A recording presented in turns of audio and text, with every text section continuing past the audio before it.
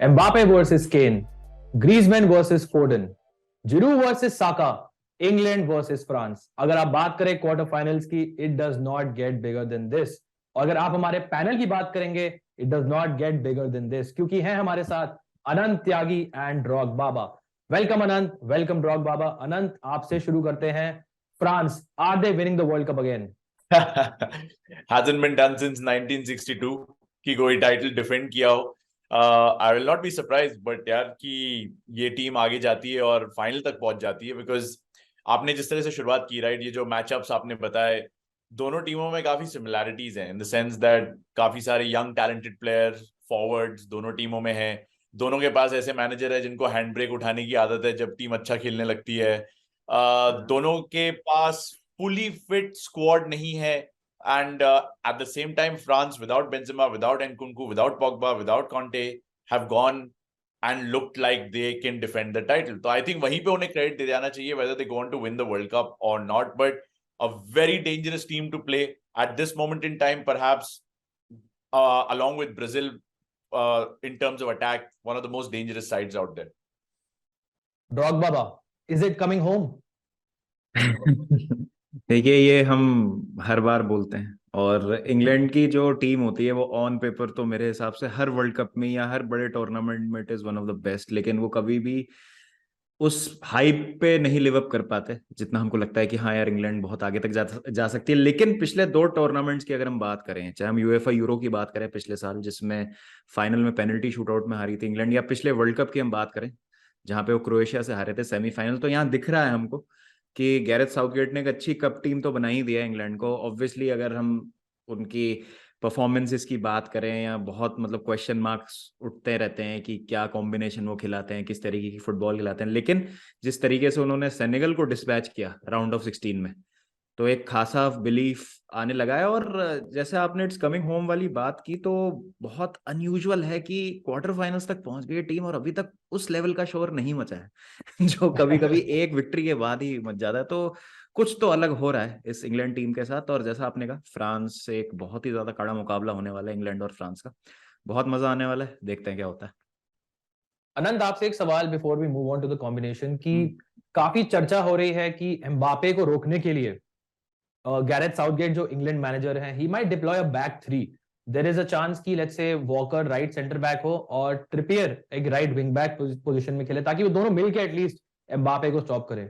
सो अगर आप टैक्टिक्स की बात करें very briefly, do you think Gareth Southgate will play a back three in this match, या फिर आपको लगता है कि वो अपनी tried and tested back four के साथ जाएंगे, which has worked wonders for him in this world cup so far? यार अगर बैक थ्री के साथ जा ही रहा है तो मंदिर भी हो ही है, because I don't think it's going to work out for him if that were to happen. I think back four would be a wiser decision in that sense. I think this is going to be a very interesting one, क्योंकि मुझे ऐसा लगता है कि दोनों टीमें अपने आप को थोड़ा सा गेज करेंगी पहले 10-15 मिनट में कि किस तरह से ये स्टार्ट कर रहे हैं मैच, क्योंकि दोनों टीमें they like to keep the ball a little bit, but I don't think it's going to work out like this. तो अगर इंग्लैंड थोड़ा सा ज्यादा Gareth Southgate type conservative approach लेने की कोशिश करती है, they could go with a back four, see what France have to offer, and then look for maybe perhaps Foden and guys like Saka to bomb up front and provide opportunities for Harry Kane to score. बिल्कुल, और हमने देखा है कि दोनों teams में काफी talent है। अगर आप टैलेंट की बात करें, दोनों में बहुत ज्यादा फर्क नहीं है, if you exclude Mbappe obviously who is generational.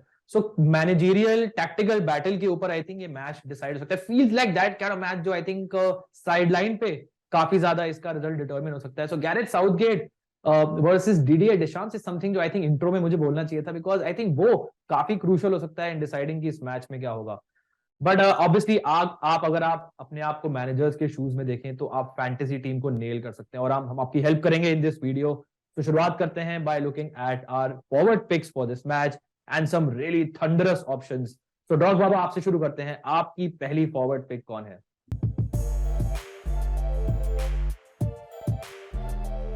देखिए, जब वर्ल्ड कप की हम बात करते हैं और गोल्डन बूट रेस की बात करें, और जो प्लेयर गोल्डन बूट रेस में टॉप पर चल रहे हैं, तो उनको तो लेना बनता ही है। इस फैंटेसी टीम में बात कर रहा हूं मैं ऑब्वियसली किलियन एम्बापे की। और जिस तरीके से उन्होंने बिल्कुल ही has taken this world cup by storm, और स्पेशली जो पोलैंड के अगेंस्ट उनकी परफॉर्मेंस थी, वो दिखा दिया कि is a complete striker, complete forward. और दोनों उन्होंने आप दोनों फिनिशेस देखिए उनकी, एक नियर पोस्ट पे शेजनी को बीट के और फिर एक फार पोस्ट पे बीट के, और शेजनी जो कि उस पॉइंट तक was one of the best keepers in the world cup, तो ऐसा आसान नहीं था उस तरीके से करना जो एम्बापे ने, बहुत he made it look so easy, बिल्कुल एफर्टलेसली। एम्बापे कभी कभी इतनी कॉम्प्लेक्स चीजें कर देते हैं। 5 गोल्स हैं उनके वर्ल्ड कप में अभी तक, जैसा हमने अभी डिस्कस किया। उसके बाद 10 पेनल्टी टचेस थे उनके पिछले मैच में, तो दिखता है कि वो कितना ज्यादा आगे रहना पसंद करते हैं। और एक बहुत ही ज्यादा इंटरेस्टिंग मुकाबला होने वाला है, जैसा अभी आपने डिस्कस भी किया कि क्या ट्रिपियर वॉकर की एक हमको पार्टनरशिप देखने को मिलेगी, 3 एट द बैक के साथ जाएंगे या सिर्फ एक फुल बैक वॉकर होंगे वहां पे। तो बहुत ही ज्यादा एक इंटरेस्टिंग मुकाबला होने वाला है, और एम्बापे को रोकना would be the key for England in this game. और एम्बापे तो मेरे हिसाब से होने ही चाहिए, और आप कैप्टन भी बना सकते हो उनको इस टीम का। बिल्कुल, आई थिंक किलियन एम्बापे को अगर आप टीम में नहीं लेते हैं then that is playing with fire, of course, because he has been absolutely brilliant. And पूरा जो conversation है around this match is कि एम्बापे को कैसे स्टॉप करें। बट आई थिंक इस कॉन्वर्सेशन से हम दूसरे प्लेयर्स को थोड़ा डिसरिस्पेक्ट करते हैं, maybe because there are so many other world class players in both the team. Specially अगर आप हैरी केन की बात करें, जो मेरी फॉरवर्ड पिक है, हैरी केन इज समवन जो आपको हर मैच में पॉइंट देंगे। बिकॉज अगर आप फ्रांस की टीम देखें, you have Mbappe, you have Giroud, you have Griezmann, जो अलग अलग रोल्स प्ले करते हैं इस फ्रेंच टीम के लिए। अगर आप देखेंगे, केन इज समवन जो मेरे ख्याल से तीनों रोल्स प्ले करते हैं फॉर दिस इंग्लैंड टीम। अगर आप देखें कि Mbappe is someone who scores a lot of goals, so Kane obviously is someone जो काफी शॉट्स लेते हैं just like एम्बापे। अगर आप टारगेट मैन की बात करें, जो जिरू हैं, वो भी हैरी केन ही है। ही someone जो बॉक्स में हेडर स्कोर करते हैं, जो उनके विंग बैक्स हैं, फुल बैक्स हैं, look for him. Hold up play उनका बहुत अच्छा है। और अगर आप क्रिएटिविटी की बात करें, जो ग्रीजमैन करते हैं, वो भी हैरी केन ही करते हैं, because he someone who will drop into the midfield, he will orchestrate the play, काफी असिस्ट करते हैं, टॉप असिस्ट प्रोवाइडर है इंग्लैंड के लिए इन this world cup. So he is everything rolled into one. और Harry Kane का जो importance है goes beyond goals for this England team.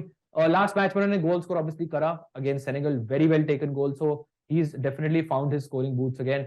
But Kane का जो importance है, it is almost as important जो एम्बापे का importance है फ्रांस के लिए। So Harry Kane definitely आपकी टीम में होने चाहिए। And I would say कि अगर आप एम्बापे कैप्टन कर रहे हैं, तो हैरी केन वाइस कैप्टन तो बिल्कुल बनता है मेरे हिसाब से, फैंटेसी कॉम्बिनेशन वाइज। तो हैरी केन हमारे दूसरे फॉरवर्ड पिक होंगे फॉर दिस मैच। चलते हैं अब मिडफील्ड सेक्शन पे। अनंत त्यागी, काफी टाइम से आप चुप हैं, तो आप ही बात करिए अपनी पहली मिडफील्ड पिक की।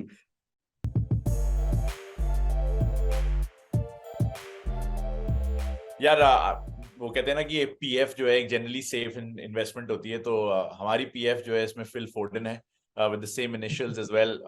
I will go with him also because एक बहुत ही जबरदस्त चीज मैंने नोटिस की जब मैं इंग्लैंड के बारे में पढ़ रहा था, कि उन्होंने अभी तक इंग्लैंड ने जितना विश्व कप खेला है उससे आधे से कम मिनट्स खेले हैं, लेकिन उसके बावजूद जो 12 गोल इंग्लैंड के आए हैं उसमें से 9 तब आए हैं जब फोर्डन पिच पे हुए। There is something about this boy that he makes things happen. मुझे ऐसा लगता है जब वो आते हैं तो एक सेंस ऑफ अर्जेंसी आती है, एक sense of looking ahead instead of looking back आता है।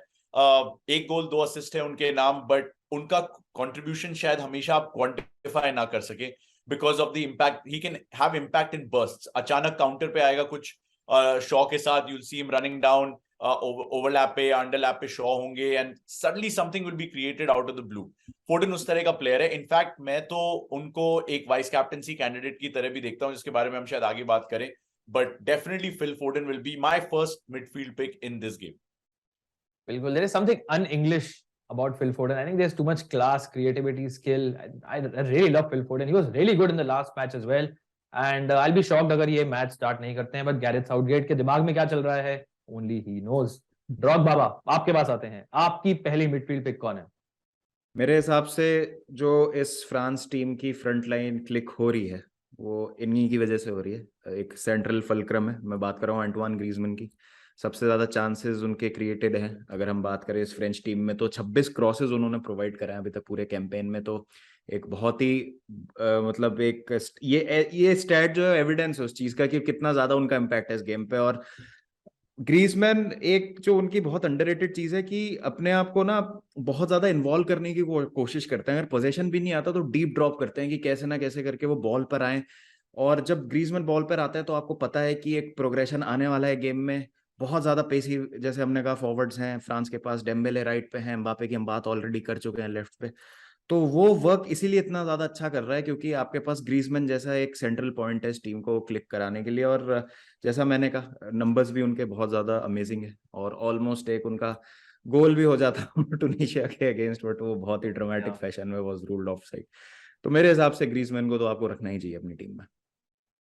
बिल्कुल, I think Mbappe has taken all the headlines, but Griezmann मेरे हिसाब से इज द वन, जैसे आपने मेंशन किया, जिनकी वजह से आई थिंक ये जो पूरा फ्रेंच अटैक है it is functioning really well.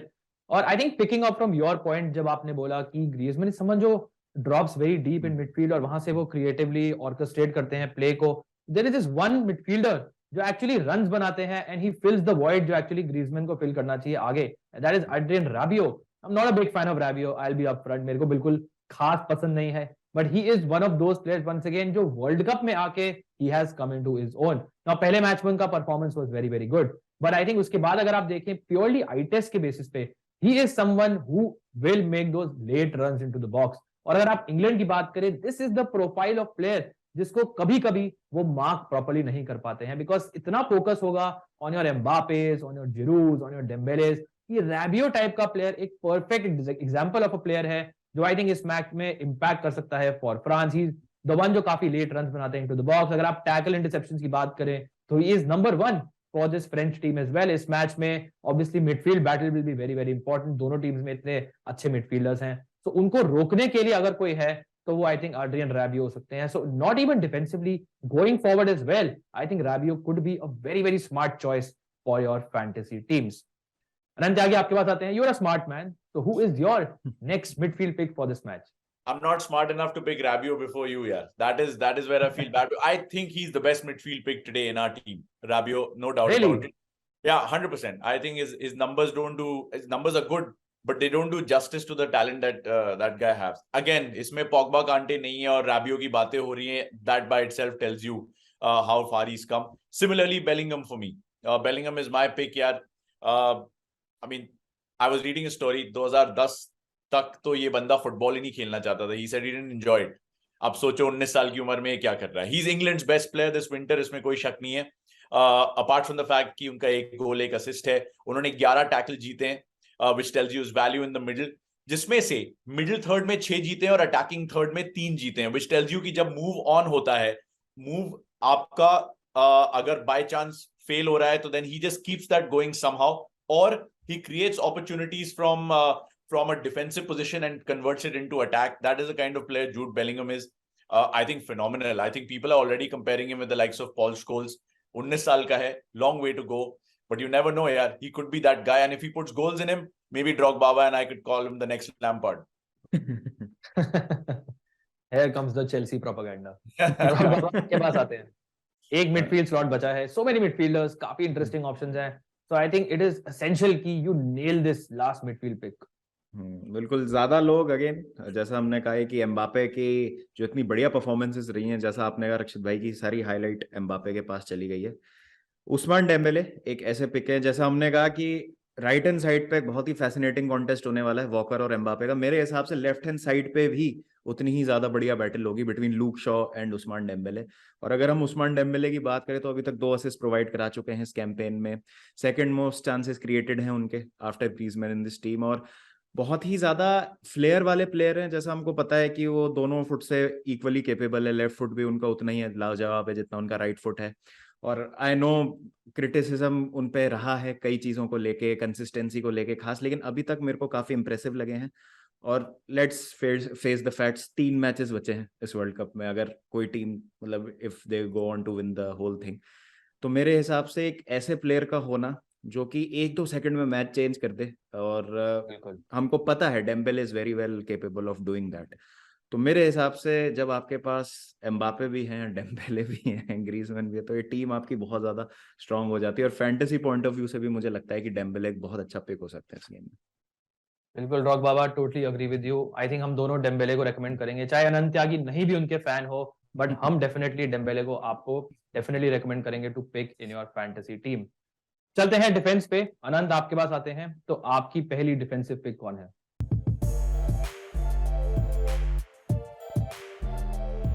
भाई करण तो चला गया, अर्जुन आ गया. सो थियो हर्नांडेस ने जो जगह ली है अपने भाई की, जबरदस्त स्टोरी है यार इस वर्ल्ड कप की. I mean imagine the family right कि एक भाई वापस आ रहा है घर इंजरी की वजह से. I wish him well. And Theo Hernandez takes his place and what a tournament he had. सबसे ज्यादा well I don't know about सबसे ज्यादा बट 9 चांसेस उन्होंने क्रिएट किए हैं फ्रांस के लिए. Even in the limited time he only started 2 games and he still managed to do that. 7 tackles and interceptions, third highest in the team. 2 assist दे चुके हैं. Shots लेते हैं, शॉट ऑन टारगेट मार सकते हैं. Third highest in terms of passes completed for France. मतलब सिर्फ 2 match start किए हैं यार बंदे ने. और क्या चाहिए इससे. I think one of the best defensive picks that you can have in this game because fullbacks की वैल्यू वैसे भी फैंटेसी स्टैंडपॉइंट से ज्यादा होती है. और थियो हर्नांडेज ठीक किलियन एम्बापे के पीछे होंगे तो यू कैन इमेजिन कि क्या कर सकते हैं वो. और गैरेथ साउथगेट के डिफेंसिव फॉर्मेशन को कितना परेशान कर सकते हैं. बिल्कुल. एंड वंस अगेन बात एम्बापे पे ही आ जाती है कि इतना फोकस है एम्बापे पे कि people will forget about someone like थियो. लेट्स से अगर आपको डबल टीम करना है एम्बापे के ऊपर देन थियो इज गुड इनफ कि वो उस स्पेस को एक्सप्लॉइट करके मतलब इंग्लैंड की जो राइट हैंड साइड है डिफेंस को उसको पेनिट्रेट करके बॉक्स में he can make those late runs. वैसे भी अगर आप उनके देखें काफी ज्यादा पेनल्टी एरिया टचेस रह चुके हैं इन दिस टूर्नामेंट सो फार. तो थियो हर्नांडेज अगर आप अटैकिंग पॉइंट ऑफ व्यू की बात करें इस फ्रेंच टीम से definitely is the one to go for. अगर मैं अपनी पिक की बात करूं आई विल गो फॉर उनके सेंटर बैक पार्टनर, उनके बेसिक डिफेंसिव पार्टनर आप कह लीजिए डायोट उपामेकानो.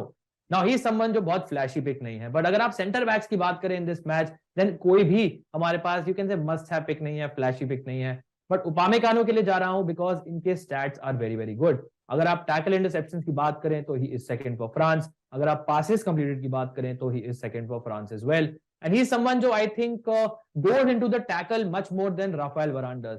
वरान का मुझे एक और इशू लगता है कि उनका इंजरी स्टेटस क्या है बिकॉज ही इज समवन जो over the last 2-3 years has really not been fit for an extended period of time. कभी भी ब्रेक डाउन हो सकते हैं. तो I think if you keep that in mind Upamecano I think is the more reliable centre back to go for. इसलिए I think मैं उन्हें pick करूंगा. Good header of the ball as well. हमने देखा है कि ग्रीजमैन की deliveries have been very very good. इतनी चांसेस क्रिएट करी हैं दैट मींस कि लॉट ऑफ फ्रेंच फॉरवर्ड्स हो गए या फिर डिफेंडर्स हो गए they have been getting their heads on the deliveries by Griezmann. So maybe Upamecano can get ahead of Harry Maguire and maybe he can score a goal for France in this match. वैसे भी आप लोगों को याद होगा कि जो France world cup जीती थी उसमें क्वार्टर सेमीज में जो क्रूशियल विनर स्कोर करे थे फ्रांस के लिए वो उनके सेंटर बैक्स नहीं करे थे. So maybe this is another centre back जो biggest stage in the world पे एक इम्पैक्ट कर सकते हैं. सो अनंत आपकी पिक तो हो गई. ड्रॉगबा आपके पास आते हैं. आपकी कौन सी है फाइनल डिफेंसिव पिक? मुझे बहुत अच्छा लगा जो आपने एक सटल प्लग इन कर दिया सैमुअल उमटीटी का. मुझे बहुत मुझे अच्छा लगा. मुझे याद आई सैमुअल उमटीटी की. मेरे हिसाब से must have pick left back England के लूक शॉ. जैसा हम जानते हैं सेट पीसेस पे वो होते हैं इंग्लैंड के लिए. 7 चांसेस क्रिएटेड इस कैंपेन में. और अगेन जैसा आपने कहा कि और प्लेयर्स हाईलाइट ले गए हैं जैसे जूड बेलिंगम की हम बात कर रहे हैं जो कि जैसा आनंद भाई ने कहा he has been their best player this winter, no doubt about it. But Luke Shaw का भी काफी अच्छा जा रहा है ये वर्ल्ड कप अगर हम बात करें तो. और आपको याद हो तो यूरो के फाइनल में पिछले साल यूएफए यूरो के फाइनल में भी इंग्लैंड के लिए जो ओपनर मारा था वो लूक शॉ ने ही स्कोर किया था. तो उनमें है वो नैक, वो डेंजरस एरियाज में आ सकते हैं, गोल्स वगैरह भी स्कोर कर सकते हैं. जैसा मैंने कहा सेट पीसेस पे हैं तो एक असिस्ट प्रोवाइड कराने का बहुत अच्छा चांस है उनका. और ओवरऑल बहुत एक अच्छे पिक है. और ऑब्वियसली फुल बैक्स जब आप रखते हैं अपनी टीम में तो आपके पास उतना ज्यादा चांस होता है फैंटेसी में पॉइंट्स गेन करने का. तो definitely Luke Shaw is someone that you should have in your team.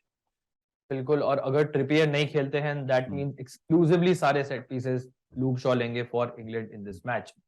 चलते हैं गोलकीपर पे. आई थिंक अनंत यहाँ पे हमारे पास क्लासिक एग्जांपल है कि the better player might not be the better fantasy asset. तो आपके गोलकीपर पिक कौन है?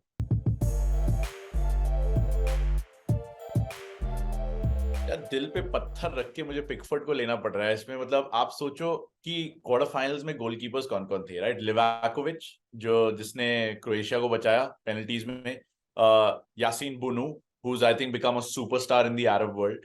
ह्यूगो लॉरिस जो इसी मैच में दूसरी तरफ होंगे. एलिसन बेकर और एडिसन बेंच पे है ब्राजील की. एमी मार्टिनेज अर्जेंटीना का जिसके बारे में हमने पिछले रिव्यू में उनके इतने कसीदे कसे थे. And now we have to pick Jordan Pickford in this team because of the fact कि इंग्लैंड ने 47 शॉट्स लिए हैं और फ्रांस ने लिए हैं 70. तो सिंपल सी बात है ज्यादा बिजी गोलकीपर होने वाला है पिकफोर्ड. एक क्रेजी चीज करेगा वो गेम में और एक बहुत ही डाफ्ट चीज करेगा. I don't know which Pickford will turn up but because of the fact that he is likely to be the busier keeper I am going to go with Jordan Pickford. Sorry Jordan and sorry Rakshit that I had to put it that way. नहीं बिल्कुल मैं agree करता हूँ. I think saves चाहे वो पैरी कर दें और ऑपोजिशन अंदर मार दे, बट सेव के पॉइंट्स आपको उनसे जरूर मिलेंगे. देगा. सो ऑब्वियसली इतने सारे वर्ल्ड क्लास प्लेयर्स हैं, या फिर यू कैन से कि काफी अच्छे प्लेयर्स हैं दोनों टीम्स में. तो we were not able to pick all of them in our fantasy teams, but कुछ प्लेयर्स को हम हाईलाइट कर सकते हैं in our high risk high reward section. तो डॉग बाबा आपसे शुरू करते हैं. रिस्की पिक कौन सी है आपकी जो इस मैच में डिफरेंस मेकर हो सकता है फॉर द फैंटेसी प्लेयर्स? देखिए मेरा जो ये रिस्की पिक है थोड़ा सा मेरे लिए सेंटिमेंटल वैल्यू भी होल्ड करता है. मैं बात कर रहा हूँ मिस्टर ओलिवियर जिरू की. तो जैसा आप सब जानते हैं मैं चेल्सी फैन हूँ, आनंद भाई और हम चेल्सी फैंस, और हमें पता है कि जिरू की क्या वैल्यू रही है. आई थिंक फ्रांस के वो ऑल टाइम टॉप स्कोरर बन चुके हैं. थियरी ऑनरी का उन्होंने रिकॉर्ड अभी अभी बीट किया है थोड़े दिन पहले. और एक ऐसे प्लेयर जो कि कभी भी मेन मैन की तरह कंसिडर नहीं किए गए हैं अपने करियर में, मोस्ट ऑफ द टाइम वो सेकंड फिडल ही खेले हैं, उनके लिए वो रिकॉर्ड तोड़ना and to become France leading goal scorer of all time, वो बताता है कि वो कितने ज्यादा क्लिनिकल और कितने ज्यादा प्रोफिशिएंट है गोल के सामने जब उनको मौके मिलते हैं. ऑलरेडी वो 3 गोल स्कोर कर चुके हैं. एक फिजिकल स्ट्राइकर है, एक बहुत अच्छा होल्ड अप प्ले है उनके पास, और जैसा हमको पता है कि इंग्लैंड की बैकलाइन भी बहुत ज्यादा फिजिकल है. जब वहां पे आप मैगवायर को देखते हैं, जॉन स्टोन्स को देखते हैं, तो मेरे हिसाब से जिरू एक ऐसे प्लेयर हो सकते हैं जो कि आपको गोल्स प्रोवाइड कर सकते हैं. और क्रूशल गोल्स हमेशा स्कोर करने का रहा है जिरू का एक रिकॉर्ड, कि जब जब उनकी टीम थोड़ी सी प्रॉब्लम में फंसती है जिरू पे आप रिलाय कर सकते हैं, उन पे भरोसा कर सकते हैं. He can be your big player for the big occasion. तो ओलिवियर जिरू मेरे हिसाब से एक बहुत ही अच्छे high risk high reward pick हो सकते हैं. बिल्कुल ग्रेट पिक एज ऑलवेज. अगर मैं बात करूं अपनी high risk high reward pick की for this match, I will go for someone जो काफी अंडर द रेडार जा रहे हैं, and that is Aurelien Tchouameni. Now because we have so many midfield options and Saka type के player को for example हम नहीं ले पाए हैं. चुआमेनी इज समवन जो आई थिंक पैकिंग ऑर्डर में काफी लो है, बट अगर आप बात करें टैकल इंटरसेप्शंस की, ही समवन जो काफी ऊपर हैं. अगर आप दोनों टीम्स के प्लेयर्स को कंबाइन करें, ही इज आल्सो समवन जिन्होंने maximum number of passes complete करे हैं for this French team. And guys हमने बात करी थी in the other quarter final जो हमने अर्जेंटीना नेदरलैंड्स का किया था, कि अगर एक्स्ट्रा टाइम पे मैच जाता है तो we need to pick players जो आई थिंक 120 मिनट खेलेंगे. So I think in that regard Chouameni becomes a very very important option, because I think he is someone जो मेरे हिसाब से 120 मिनट खेल सकते हैं अगर ये मैच एक्स्ट्रा टाइम पे जाता है, जो बिल्कुल जा सकता है, because I don't think there is a direct replacement Chouameni का in the French squad. अगर आप वैसे भी देखें जो फ्रांस टूनिशिया से मैच हारी थी उसमें Chouameni I think was the only one या one of the two of the only players जो उन्होंने अपनी पोजीशन रिटेन करी थी in the team, which shows you कि उनका कोई डायरेक्ट रिप्लेसमेंट नहीं है इन दिस फ्रेंच टीम. और इतनी यंग एज पे इतना बड़ा इंपैक्ट लेना, देयर इज नो कांटे जैसे मेंशन किया था अनंत ने, there is no Pogba as well. तो चुआमेनी के ऊपर आई थिंक काफी ज्यादा बर्डन ऑफ एक्सपेक्टेशन था heading into the tournament, and he has perform really really well. तो अगर लेट्स से एक प्रॉपर नॉकआउट मैच होता है, let's say even if it's a high scoring match जो जाता है पेनल्टी शूटआउट पे, चुआमेनी आपको बहुत सारे पॉइंट्स दे सकते हैं, because I feel he is someone जो काफी मिनट्स ऑन द फील्ड रहेंगे for this French team. So he is the one I am going for. Real Madrid के प्लेयर हैं, but still he is my high risk high reward pick for this match. Anant Tyagi आपके पास आते हैं. High risk high reward pick, if it is not Harry Maguire I will be very disappointed. I actually quite like your pick Chouameni, और मैं कह रहा हूँ उनको इसलिए भी ले लो क्योंकि अगर एक और येलो कार्ड मिल गया तो सेमीफाइनल में नहीं ले पाओगे उनको. So watch out for somebody like Chouameni. I quite like the pick, and Rakshit is right. He is the only one who's played started all the games for France in this World Cup. Unfortunately, मैं थोड़ा सा safer option लूंगा. मैं एक player जो कि already recommend कर चुका हूँ फैंटेसी टीम में, उसको वाइस कैप्टनसी देना चाहूंगा. Instead of Harry Kane, Phil Foden को आप वाइस कैप्टन बना सकते हैं. Again I go back to the same point कि जो 3/4 गोल इंग्लैंड के आए वो तब आए जब फिल फोर्डन पिच पे हुए. Yes, Harry Kane might have scored a goal, given 3 assists, but at the end of the day मुझे ऐसा लगता है जो इम्पैक्ट प्लेयर है, जो एक्स फैक्टर हो सकता है वो फोर्डन है. इसीलिए मैं थोड़ा सा दाव उस पे ज्यादा लगाऊंगा, and I will say he can get you higher rewards if you were to pick him as a vice captain. काफी फेथ है अनंत त्यागी को इस इंग्लैंड टीम पे, फिल फोर्डन पे. तो surely Anant Tyagi, you are going for England to go through to the semifinals, right? I am not. I'm going with Foden to score and France to win 3-1. In fact, with Mbappe to score, Theo Hernandez का एक assist आना चाहिए इसमें. मैं कितने specifics दे रहा हूँ आपको इसमें. और just to keep you guys happy, you never know, maybe Dembele also gets an assist, even though I am not a very big fan. तो 3-1 की स्कोर लाइन के साथ मैं फ्रांस को बैक कर रहा हूँ इस मैच में. I think they have too much class and quality and tournament pedigree to go through in this. Drog Baba, क्या आप भी बैक करेंगे फ्रांस को?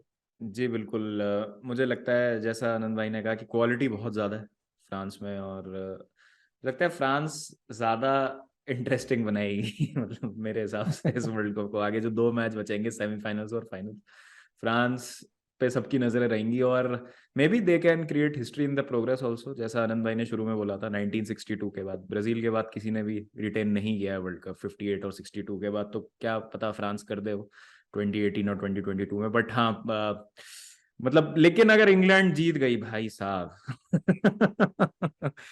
तो फिर आप इट्स कमिंग होम, फिर आप लूप पे सुनेंगे. और जो 2 मैच हैं फिर काफी इंटरेस्टिंग होगा देखना फैंस को, और पूरा इंग्लैंड का सेटअप जैसा होता है.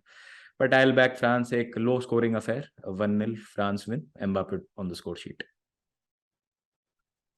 Okay, I will back an England win in this match. Reason इसका ये है कि what happened before the tournament, और what happened before the tournament was कि फ्रांस के बहुत सारे players were injured. So हमने देखा कि Christopher Nkunku was ruled out of the tournament, Karim Benzema was ruled out of the tournament, Pogba नहीं है, कांटे नहीं है. So जो फेवर्ड बेंच स्ट्रेंथ थी इस फ्रेंच टीम की, जो बोलते थे कि वाओ इतने सारे अटैकर्स हैं, वो एक्चुअली उनके पास नहीं है. ऑल्सो हमने देखा कि जो उनका तुनिशिया के अगेंस्ट मैच हुआ था, उनकी जो बी टीम थी, really struggled, and I could not see many influential players. Even Kingsley Coman जैसे प्लेयर ने मुझे काफी डिसअपॉइंट किया. England on the other hand, they have so many options of the bench. Marcus Rashford हो गए, who has been very good. Raheem Sterling obviously वापस आ चुके हैं after he went back to England. There are other options as well, like Jack Grealish for example, जो काफी बड़ा impact कर सकते हैं, फ्री किक्स जीत सकते हैं in and around the box, और सेट पीसेस से टारगेट कर सकते हैं. So many options of the bench. And I think मुझे लगता है कि bench strength, this match will be like 1-1 heading into the last 15-20 minutes. और फिर जो सब्स्टिट्यूट्स हैं उसमें आई थिंक इंग्लैंड को थोड़ा सा एडवांटेज मिल सकता है. वैसे भी आई थिंक गैरेथ साउथगेट ने काफी अच्छे से सेटअप करा है, काफी फोकस एम्बापे पे होगा. There is not enough focus on the English players. Bellingham has played so well, Saka, Foden, Harry Kane is coming into his own. Although defences दोनों के हम बहुत ऑब्वियसली बहुत ज्यादा ट्रस्ट नहीं करते हैं, as evidence by our fantasy team. But I think England की जो बेंच स्ट्रेंथ है उसको मैं बैक करूंगा to make an impact, and I will go for a 2-1 England win, and of course Mason Mount to score the winner for this England team. Nice. I like that. We like that. So we are all on board, guys, and hopefully you guys were on board as well for the entire duration of this View Sports Scouts. A बहुत ही exciting match होने वाला, of course. England versus France does not get bigger than this. Thank you so much, Drog Baba, Anand Tyagi. Hope to see you very soon as we speak about the semi-finals and of course the final of the World Cup. Thank you all for watching. Wishing you all the best for this match. Stay safe, and I will see you soon. Yes, guys.